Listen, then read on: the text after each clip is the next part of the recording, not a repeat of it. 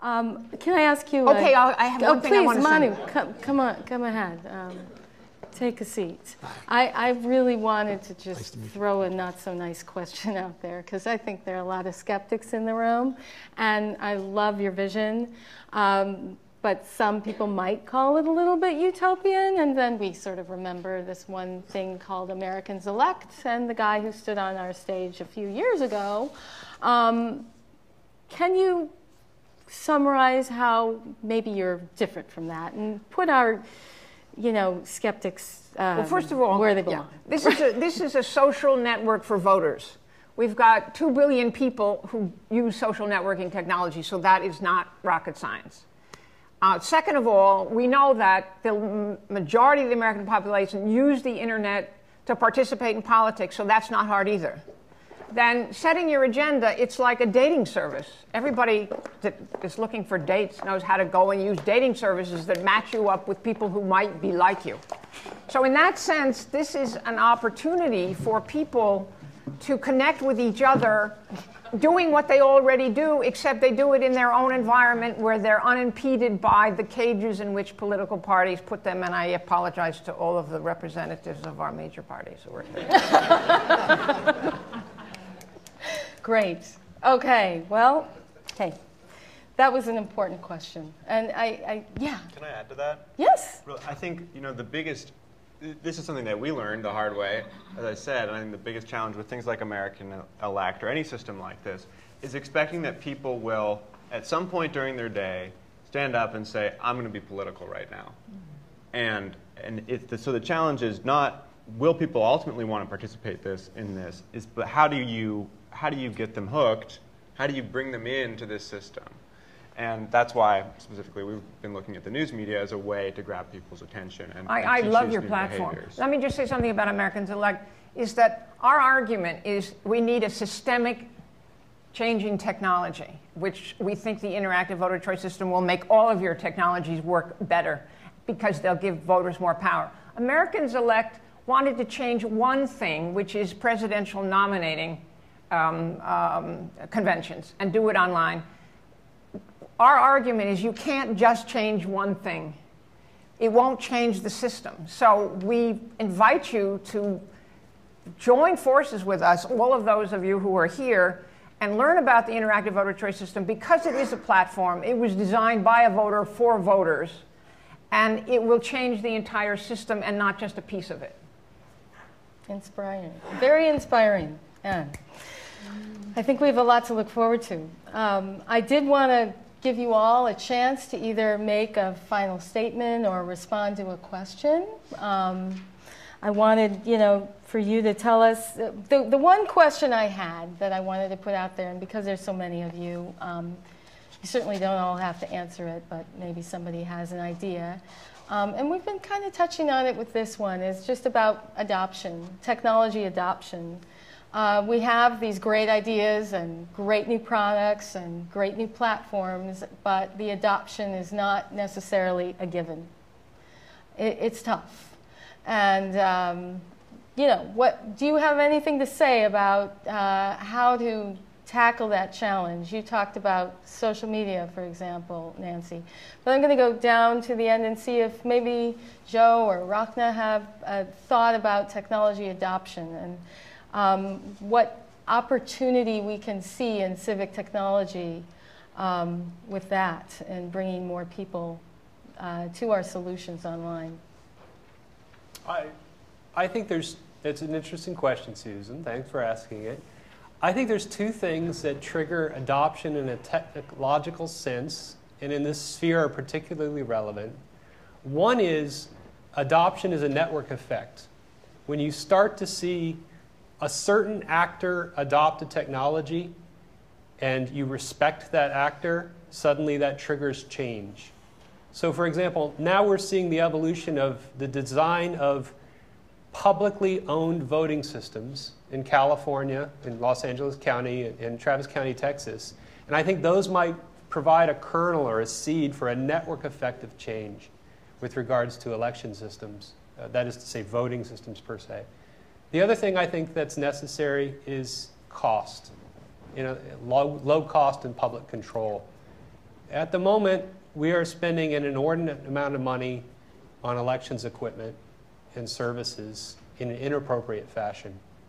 I think if somebody were to introduce new election equipment that was open source, open hardware, and let's be bold, say 1/100th the cost of what's out there today, that might change things. What a neat idea. Rashna, did you have anything to add?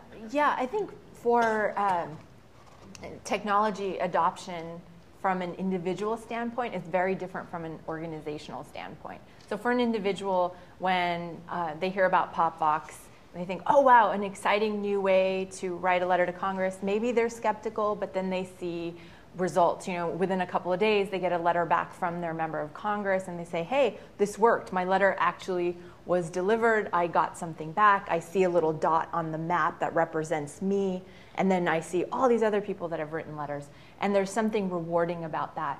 For organizations, sometimes new technology can be scary because you don't know what the response is. And especially when it comes to transparency and technology that increases transparency. Suppose the pie chart that shows support for your issue isn't the size or the scope that you want that pie chart to look like. Suppose there's stronger opposition for something than what it is that you're bringing support to. Well, that can be a scary thing, and that level of transparency that new technology offers can be scary. And what we do as a company when we work with organizations is to help them figure out how to frame the information they have to their members, because sometimes it just means we got to work harder, that this isn't the easy road to pass this legislation that we thought it was, but this is what the opposition is saying, and this is our job to inoculate that opposition. But transparency can be used in a much more sophisticated way. Great. Okay. Do any of you have something to add to this question of technology adoption and what you've seen? Yeah, I would say that I once worked for Prodigy. It was a startup telecommunications service, which you may all remember. And one of the things I figured out is that people will adopt a technology if it's the only way they could get something done that they can't get done in any other way. So right now, we're in this situation where people have no influence over public policy. They have no influence over elections. We almost have a failed democracy in many respects.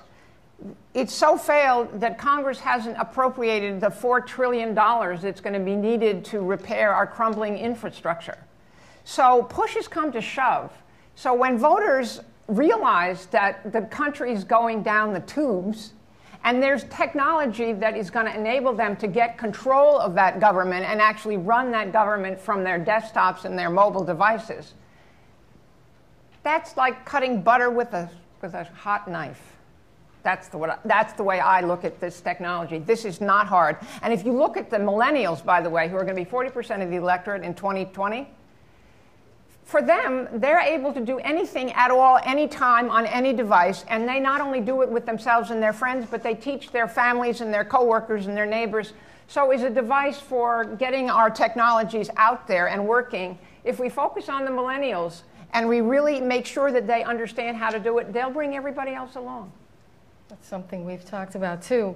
We're unfortunately going to have to close this. It's break time, but I did want to give Manu and Mark a chance to at least say something. It doesn't have to be on this topic. If you have anything else to add about, maybe you forgot to make a point earlier or whatever, but I certainly want to hand you the opportunity to take the mic.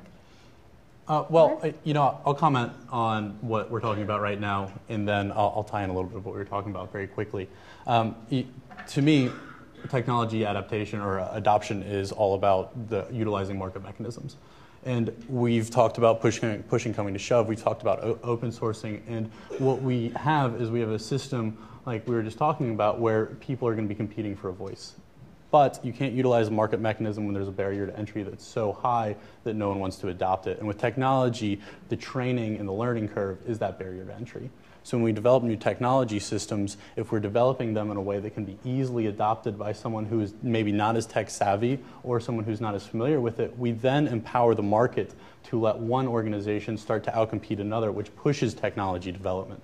I'll tie it in with what we do. One of the biggest motivators in the development of all of our technology on the inside is ease of adoption for managers.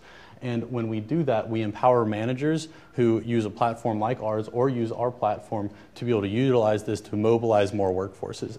And when we increase or we decrease that learning curve to a point where it's so easily adopted, we start pushing the marketplace. And if we let that marketplace adopt, actors will all of a sudden have no choice but to adopt new technologies.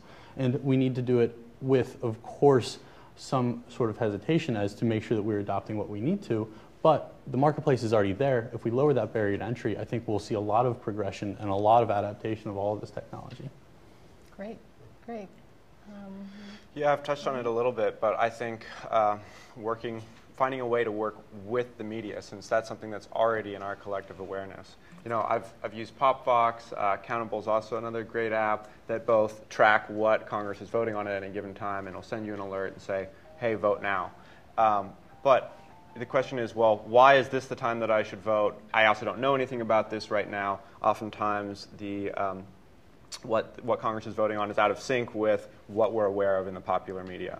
But if we can sort of rejigger it so that what Congress is voting on is what we're talking about in the media, because we've set the agenda, and because the media, of course, loves statistics. A lot of the time, all it is shiny graphs. If we can provide those graphs with some cool polling data, it'll be a positive feedback loop where more people say, this is where I'm going to get involved, and I'm going to vote now.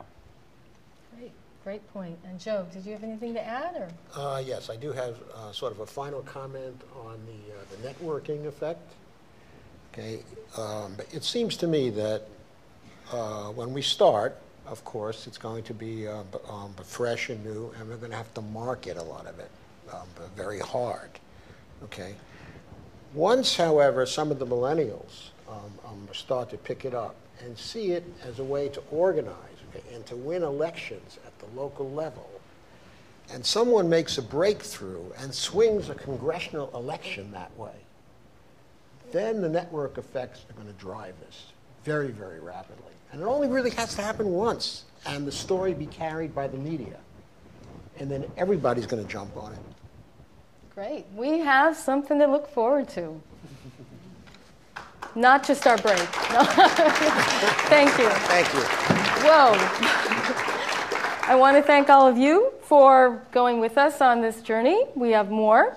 It's been tightly choreographed, a few hiccups, but we recovered. I think we did great. Tremendous, tremendous speakers. And I invite you all to the break. Please keep an eye on the time to return back for the next section, which will be run by the Lawyers Committee. Thank you.